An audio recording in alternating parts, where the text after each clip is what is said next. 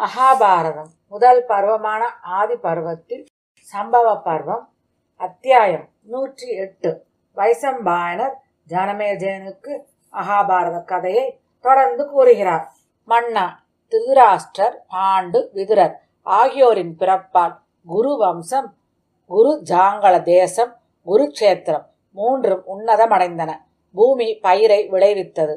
உணவுப் பொருட்கள் சாரம் மிகுந்ததாயிருந்தது. மாதம் மும்மாறி பொழிந்தது. தாவரங்கள் கனி மலர்களை அளிக்கலாயின. வாகன விலங்குகள் திடகாத்திரமாயின.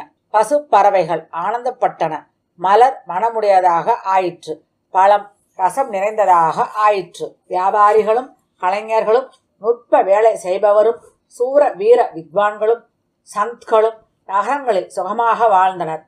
திருடரோ பாவம் செய்பவரோ எங்குமில்லை. சத்திய யுகமே